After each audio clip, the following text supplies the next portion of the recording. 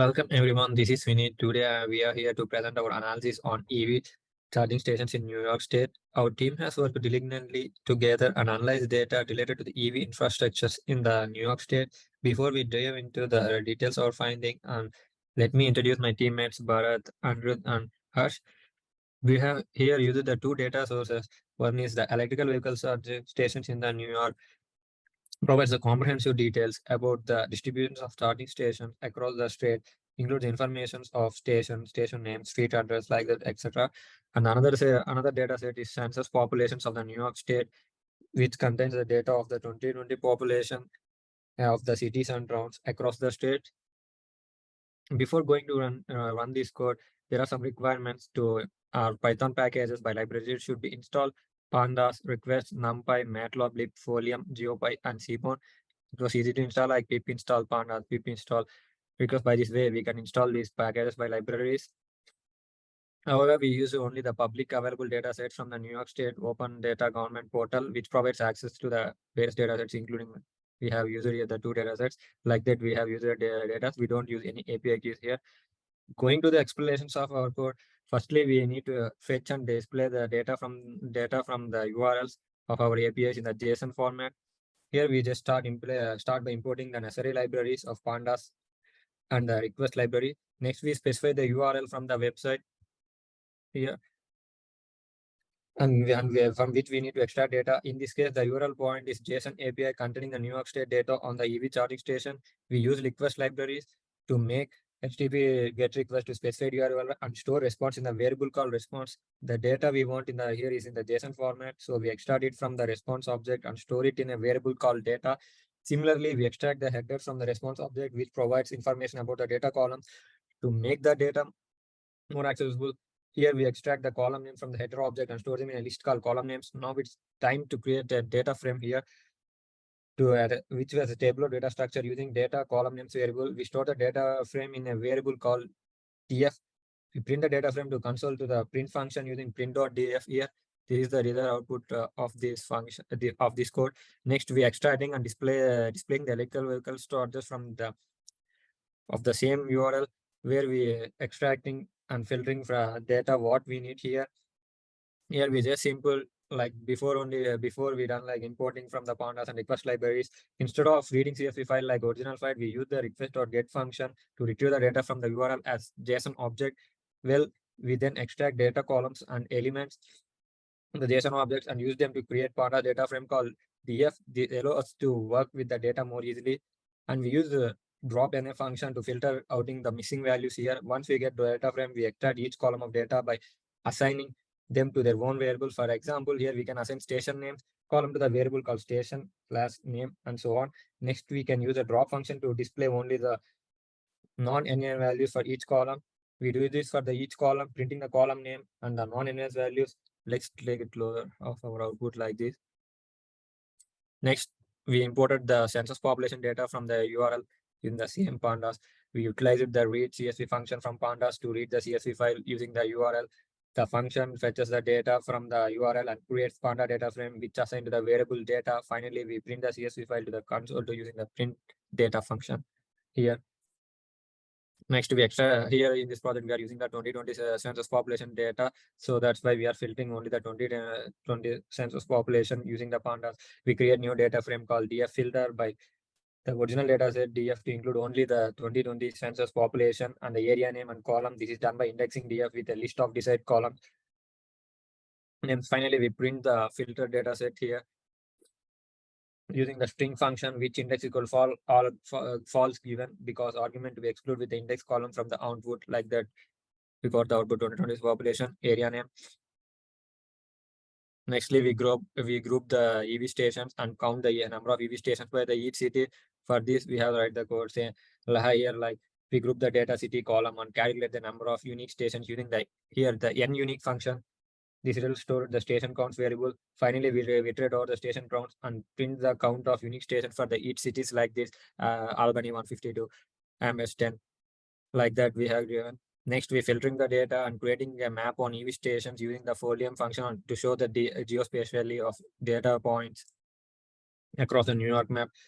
Here we just filter out the data point from the outside of the New York State by selecting the only rows where state columns are equal to the New York. We created a map object center of New York State using the folium.map function. The location coordinates we have given and represent the latitude and longitude of New York. We iterate over the each row in the data frame using iterate rows function. For each row, we extract the latitude and longitude values. We add marker as the marker to the map using the folium.marker function. Finally, we display the map using the ny.map function. Here is the output of this code, fetching and displaying the filter data using same data for the showing on the heat map. Like we extract the latitude and longitude by the column of the data frame and store them in a location variable. We create a map object using folium.map function created for the New York City. We create a heat map layer here using the heat map function from the Folium plugins, passing the location data as input of latitude, longitude, and radius to 10. We add the heat map layer using the add to method. Finally, we display the map where the heat map will highlight the areas with the higher concentrations of the charging stations. Next here, we find the loading cities with the most EV population and plotting on the geospatial of data points using the folium. Like here, we find the maximum number of starting stations with the ID max function on the station count variables. We extract the latitude and longitude coordinate of the city with the maximum number of starting stations from the data set what we have. We created folium or map object centered on the location of the maximum city using the folium function and provide the latitude and longitude coordinates. Using the loop, we iterate over the each row here, as you see, and add a marker to the map for the each charging station in the maximum city. The latitude and longitude coordinates were extracted from the data set for the each charging station. Finally, we display the map, and this code will generate an interactive map displaying the markers of each charging station with the maximum number of charging stations in the New York State within which area. Next, we visualize our 2020 census population, New York City by area name using the bar graph. Here, the data here you can see the code. The data set is stored by 2020's population in the descending order using the sort values function, storing the sorted data set in the new data. We created the bar chart using plot.bar function, and we given the x-axis as the area name and y-axis as 2020 census population. Text labels were added to the each row. Finally, we print the bar graph by using plot.show here chart. As same like we have visualized using the pie chart also using the plot.pie function here, and customizers are made to the chart also such as figure size, adding a title, adjusting like that we have done. Executing this, we will give a generate a pie chart displaying the contribution of the 2020 for each city in New York. Next, we estimated the number of EV stations needed in the each city. For this, we set the display option to set all the data frame using pd.set option. We define the target number of EV station per capita in case it is set to 0.005, which indicate that 15,000 people one station. The estimated number of EV stations here of the needed for each city is calculated by multiplying the 2020 census population with the target station per capita here, and rounded the result. The result data frame is displayed using the display function from the IPython display the allows to show table more visually appealing format good. Next, we go to the combined analysis of the current EV stations and the estimated EV station. Here, the city names in the board data frames are modified to remove the city and town, and labels are for constant distinct replace method is used. The station counts and census data are merged based upon the city names using pd.match here. The target of EV station per capita is as tell above 15,000 people for one station. The estimated number of EV stations is calculated by multiplying the populations of target station per area of 2020 census population. Finally, the metric data is printed displaying the city names here and actual EV station count and estimated EV station count. Running this code will give this an output of EV station, which is current EV station we have having an estimated EV station that we have calculated. Next, analyzing the EV stations in the maximum minimum.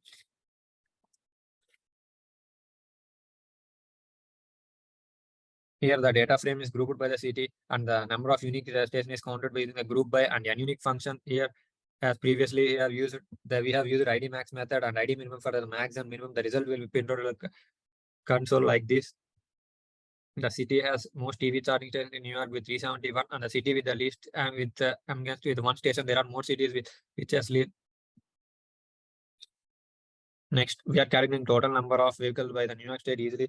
Like the values of EV of columns names like EV level 1, EV level 2 DC columns are summed with the sum function for each column. They give the total output across the categories. The total number of EV printed to the console like this.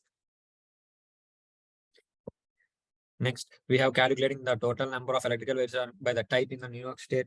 The data is filtered to include only the rows where EV level as the greater than 0, indicating that the presence of level 1. Level 1. This create new data frame called level 1 DF, like that we have created for the other two also. Like the data is filtered once more, include any rows are needed. Then the total number of EV level 1, level 2 DC are printed to the console nesting format, like total number of EV level 1, level 2, and DC.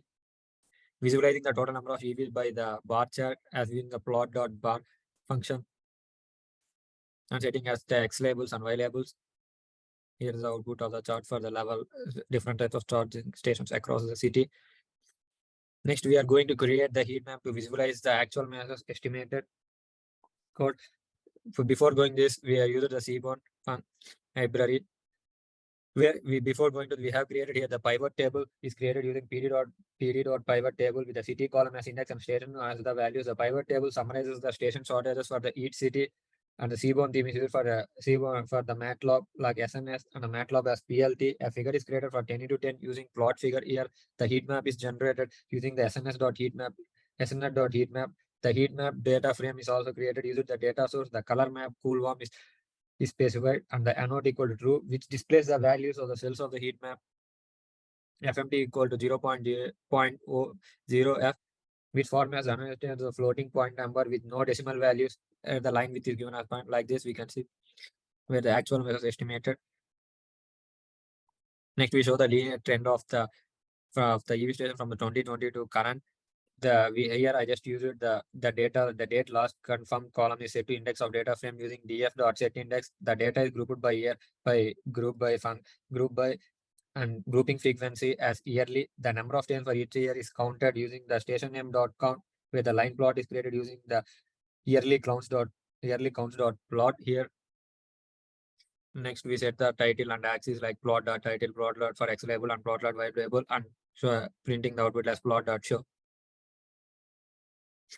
Next, we are calculating the averaging distance, where here the average distance is calculated by city column using the group EV dot DF the group by city, which creates seating allowing us to perform calculations specific in the specific each city. Then code enters the loops and iterates over the city in the grouped data here. A nested loop is used to compare the each pair of stations within the city. The outer loop iterates over the range of station indices from 0 to second to the last station, and the inner loop iterates over the range station index from the next inches after the outer loop to the last station. Like that, the calculation has been done. This ensures that each pair of station is compared exactly one time. Within this nested loop, the latitude and longitude has been compared and extracted from the data frame using ILOC. The distance has been function of geo library is called calculate. Geo library is used here to calculate distance between the two stations of the latitude and longitude coordinate. Finally, the average distance is calculated by summing up all the distances here in the and dividing the sum by the length of the list. And finally, the average distance between the stations is current city is printed like this here. Next, identifying cities with the highest demand. The city names in the board cities are cleaned up by removing city and town as we have done before. The EV stations is grouped by city, by group by, and the count of the each city is calculated by using the size here.